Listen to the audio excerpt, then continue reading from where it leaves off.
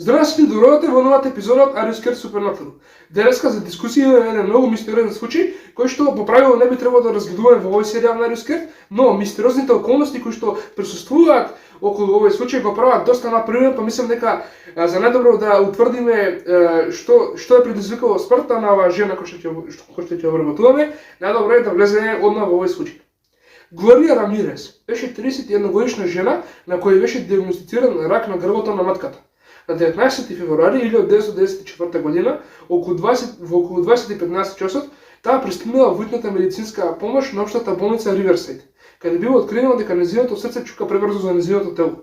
Медицинскиот персонал се обидел да ја дефибрилира, но набрзо забележал дека телото на Рамирес е покриено со мрсен сјај и дека нејзината уста испушта мирис на лук. Сузан Кейн, медицинска сестра, почна да вади крв од Рамирес.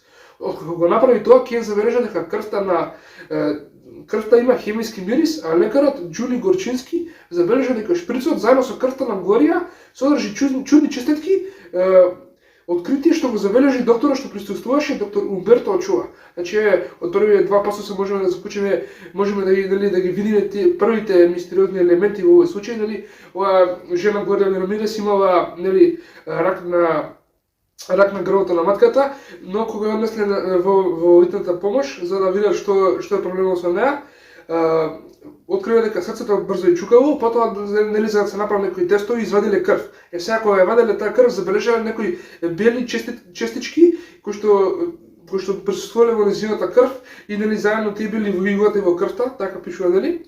А исто така и уште бизарен факт што би можеле да го кажеме дека лицето, односно телото на Глорија Рамирес било имало како мрсен сјај на нејзи, било како светкаво, а од нејзината уста испуштува мирис на лук, нели, колку и тоа да не е невообичаено, но сепак еве. И мислам дека може да продолжиме. Набрко потоа медицинската сестра Кейн нагло се несвестила. Ова предизвика домино ефект, каде што и Горчински се пожени на зашеметеност и исто така се несвести. Таа исто така се тресала и доживеала апнеја, состојано кога лицето одеднаш престанува да диши за неколку секунди.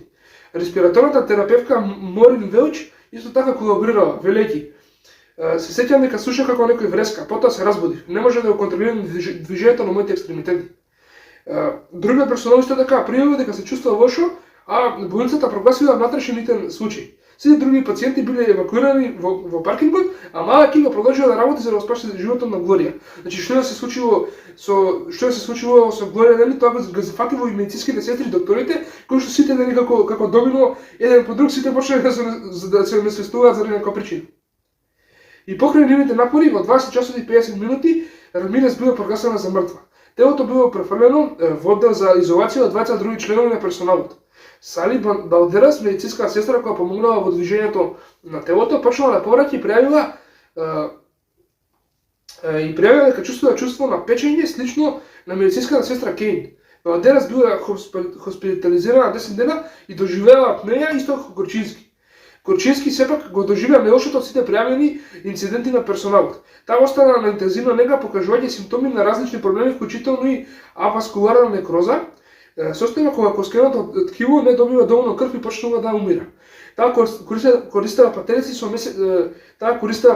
месеци по хоспитализацијата. Значи, дека, нели, од доктор на докторови нивните болести кои стануваат се полоши, нели, не знаеме што се предизвикани, но нели на тоа се алудира дека од Глорија Рамирес сите тие како да се заразиле на некој начин и кој имал контакт со нејзиното тело, нешто лошо му се случувало.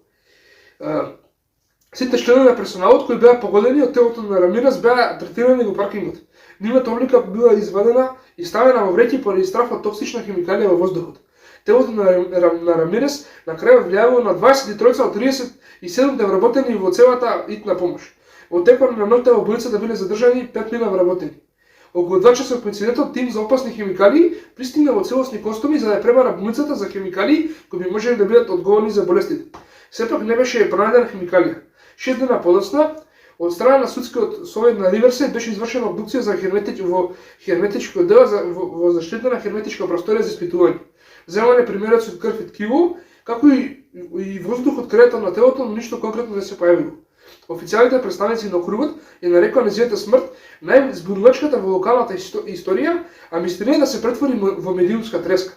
До крајот медицинските детективи од 10 различни локални држави и федерални форензички оддели го истражуваа случајот. Официјалната причина за смртта беше прогласена срцева дисритмија, предизвикана од откажување на бубрезите поради рак на грлото на матката на Глорија, а случајот беше официјално затворен.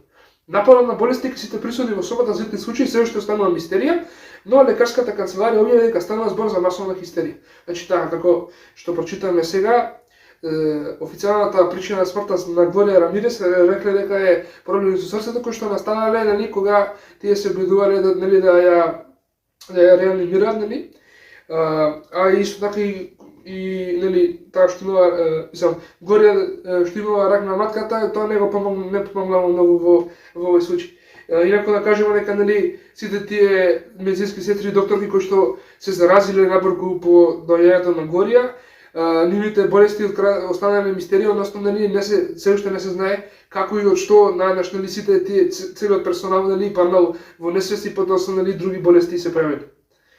Иначе се имплицира дека би можело да бидат некои хемиски соединенија или некои химикали, да речеме, кои што или биле во болницата или пак Глорија некако ги создава кога се несвестила. И за најдобро да ги разгледаме, нели, потенцијалните нели, одговори на случај, најдобро да влеземе во теориите. Добро, пред да влеземе во теориите, уште да кажеме дека за Горчински дека поднела тужба, па мислам дека можеме да продолжиме. Џули Горчински поднела тужба од 6 милиони долари против лекарската канцеларија во болницата за оштета бидејќи изјавила дека станува збор за масовна хистерија. Таа меѓу другото тврдеше дека масовната хистерија не предизвикала аваскуларна некроза, значи така. Тие не можеле сите да речеме да се испаничат и сите да испопаѓаат во несвест. Ајде тоа го разбирам, нели, од паника би можеле да паднат во несвест, но како подоцна им се појавиле тие болести што им се појавиле, нели, тоа не може да биде од паника да им се појават толку болести. Значи мора да е нешто конкретно. Други болнички работници исто така понесоа тужби, сепак случајот на Горчински очигледно беше отфрлен. Не се знае што се случило со останатите. На 20 април 1994 година Глорија конечно беше погребана во меморијалниот парк Оливуд во Риверсайд, Калифорнија, 2 месеци по нејзината смрт. Значи така е, сега можеме да влеземе во теориите за тоа што се случило со Глорија Рамирес и сите, нели, околу нејзе што паднале во несвест и подоцна, нели, добили некои други болести. Првата теорија е дека болестите во итната медицинска помош биле предизвикани од масовна хистерија. Оваа теорија беше изнесена од одделот за здравство во Калифорнија, кој интервјуираше 34 членови на персоналот во собата за итни случаи. Одделот истакна дека нема отров во системот на Глорија и дека никој во амбулантата на пат кон болницата нема никакви симптоми. Повеќето случаи на масовна хистерија имаат еколошки предизвикувачи што ја активира симптомите. Во овој случај мирисот на лук од Глорија можел да биде поттикот. Сепак Морин Велч и Џули Горчински сметале дека не биле жртва на масовна хистерија, а Горчински дури поднела тужба, велејќи дека нејзините повреди не биле предизвикани од тоа. Значи така, првата теорија е помалку веројатна за разлика од други што ги обработуваме. Се вели дека, нели, како што кажавме, сите тие инциденти на персоналот во оддел за итна помош се случиле поради масовна хистерија, нели, тие некако испаничиле и тоа, како да речам, тоа све психолошки било, све психолошки се случило, но, нели, ова Горчински вели дека јас оваа болест не би можела да дојде, нели, од паника. Значи ова е нешто друго и затоа, нели, поднела тужба, ја тужила болницата, нели, и сега сепак таа нејзина тужба била отфрлена, таа не победила на тужбата, а се мислам дека може да влеземе во втората теорија. Втората теорија е дека болестите во особата за итни случаи биле предизвикани од преоптоварување со соединението диметилсулфон. Оваа теорија беше изнесена од лабораторијата Ливермор. Лабораторијата откри ненормално големи количини на соединението диметилсулфон во примероците од обдукцијата на Глорија. За да го објаснат ова, тие теоретизираа дека Глорија користела антиинфламаторен гел, наречен ДМСО, за да се справи со нејзините болки од ракот, вообичаен гел што го користат пациенти со рак.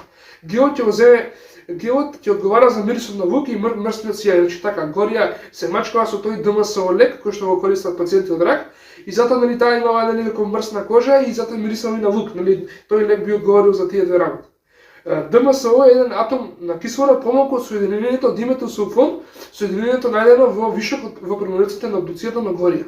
Лабораторијата Ливермор изврши тест со комбинирање на ДМСО со кислород, слично како кислородот што беше администриран на Горија таа ноќ. Резултатот беше презаситеност на диметилсулфон до точка каде што се формираа бели кристали, слични на частичките видени во крвта на Горија од медицинскиот персонал таа ноќ. Значи овој антиинфламаторен лек до сега одговара на сите работи, на сите чудни работи кои се случили на Горија. Сепак диметилсулфонот е потврден како безопасен, но тимот теоретизираше дека ако диметилсулфонот се распадне, можеби електричните удари на дефибрилаторот, а потоа комбинирајќи се со природните сулфатни соединенија во Горија, може да формира диметилсулфат, силна хемикалија која може да предизвика оштетување на срцето, црвени дроби и бубрезите. Диметилсулфатот исто така може да предизвика парализа, делириум и конвулзии. Овие се слични на симптомите што ги доживува медицинскиот персонал. Затоа ДМСО може да доведе до мирис, сјај, видливи честички ситуации слични на тие кои се соочил персоналот. Сепак теоријата дека диметилсулфатот е формиран во Горија е многу истражена од другите научници како невозможна. Лабораторијата Ливермор не извршила никакви тестови за да се обиде да докаже оваа теорија или да создаде успешна симулација. Всушност самиот шеф на лабораторијата признал дека е тоа само теорија. Никогаш не сме кажале дека ова е тоа што се случило, само дека луѓето треба да го разгледаат тоа. Судскиот совет објави соопштение во ноември 1994 година, наведувајќи дека ова е најверојатната причина. Значи така, сите овие работи кои што ги прочитавме и како одговарам на тоа што се случило со Горија и со персоналот во болницата таа ноќ. Значи ДМСО тоа е опасно соединение кое што може да предизвика престан на срцето, проблеми со црвениот дроб и бубрезите. Исто така може и тоа да предизвика конвулзии, повраќање и такви слични работи, како што повраќа персоналот. За мене, дефинитивно за мене ова е најверојатна теорија. За разлика од првата теорија која што беше како да речеме, помалку веројатно од оваа втора теорија, но затоа имаме уште две теории кои што мораме да ги разгледаме, а тие се. Третата теорија е дека болестите во утрната помош заедно со смртта на Горија беа предизвикани од условите кои веќе беа присутни во болницата и дека случајот беше прикривен од болницата. Оваа теорија изнесе семејството на Рамирес.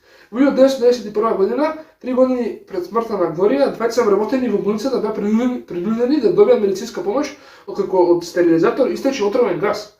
Во 1993 година на увид бил проведен канализацијски газ во витната медицинска помош. Сестрата на Горија ме ги рече дека искрено верувам дека сестра ми може би ќе живееше доколку таа вечер не влезеше во собата за витни случаи. Не знам што се плаши болницата, но чекам одговори. Има уште чудни појави. Прво, по првичната обдукција за медико-судски вештак во округот Риверсајд, Ден Купидо рече дека Горија не умрела од природна смрт. Сепак, како округот ги откри нивните официјални заклучоци од обдукцијата, Купидо тврдеше дека Рамирес починала од природна смрт. Значи, има тука некои контрадикции од официјалните лица кои што се занимавале со смртта на Горија. Први рекле дека таа починала природна смрт, потоа дека не починала. Тоест, први рекле дека се сумневале дека нешто друго се случило на Горија и рекле дека не починала природна смрт, но потоа случајот да речеме се заташкал и после овој Купидо рекол таа починала природна смрт, немаше никакви компликации или да речеме некои работи од болницата што би предизвикале нејзината смрт. Второ, првичниот исследник од канцеларијата на судскиот совет, Стефани Олбрайт, жена која се смета за врвен исследник, извршила самоубиство еден месец по истрагата. Купидо рече дека поради случајот Олбрайт може била под притисок. Трето, случајно беше исфрлен шприцот со кој се земаше крвта на Рамирес. Случај која е особено интересна, с оглед на фактот дека болницата одвои време да ја стави облеката на персоналот во кеси на паркингот таа вечер. Том Десантис, потпаровод на округот Риверсајд, тврди дека отворите за вентилација во собата на Горија, во собата за итни случаи биле проверени од независни инспектори по смртта на Горија и дека не бе пронајдено ништо необично или штетно. Овој инциденти кога се гледаат заедно укажуваат на можно прикривање од страна на округот. Семејството на Рамирес исто така тврдеше дека нешто се прикрива и поднесе тужба за небрежност и погрешна смрт против округот Риверсајд. Значи не велиме дека тие во болницата намерно ја убиле Горија, туку дека имало некои проблеми во болницата или некои да речеме штетни работи, што и да биле тие, што придодале за смртта на Горија, како што кажавме, има многу контрадикции во оваа теорија, односно контрадикции од официјалните лица, тие не можеле да се скажат што се случило точно со со Глорија, сега можеме да влеземе во четвртата и најлуда теорија. Четвртата теорија е дека болесните во итната помош заедно со смртта на Глорија беа резултати на киднапирање во земјани. Оваа теорија беше поставена на многумина на интернет. Вработниците во НЛО ја наведуваат на обичната реакција на Глорија со персоналот во собата за тие случаи, како доказ за мешање на воземјани. Значи толку е оваа теорија, нели, кратка и не укажува конкретно, нели, како воземјаните би биле мешани во смртта на Глорија, туку, нели, ова е повеќе интернет теорија, а знаеме дека интернет теориите се главно теории на заговор, можеме да кажеме, нели, не видовме никакви тврди факти во оваа теорија што би можеле да укажат дека воземјани некако би биле мешани со смртта на Глорија, нели. Тоа е слободно можеме да кажеме дека оваа последна теорија, нели, најневозможно од сите овие 4 теории што ги прочитавме. За мене лично, нели, втората теорија е највозможна и навистина мислам дека тоа е она што се случило со Глорија.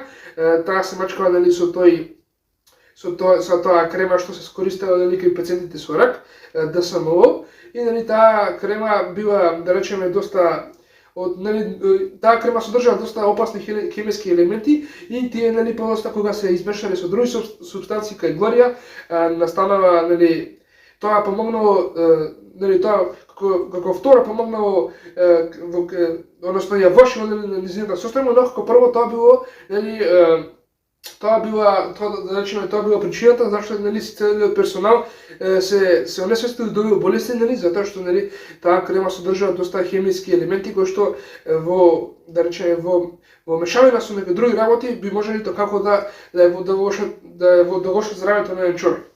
Така, значи, како што од целиот овој случај, нели, можеме да сумираме дека овој и како мистериозен случај до ден денес, нели, останува нерешен. Официјално не се знае што точно се случило со Глорија и што предизвикало, нели, персоналот да добие такви болести. И мислам дека да, тоа е тоа за овој случај. Можеме да го завршиме, нели, овој мистериозен случај. Се гледаме за неколку дена со нова епизода од Арискиот супернатеров. До тогаш, чао!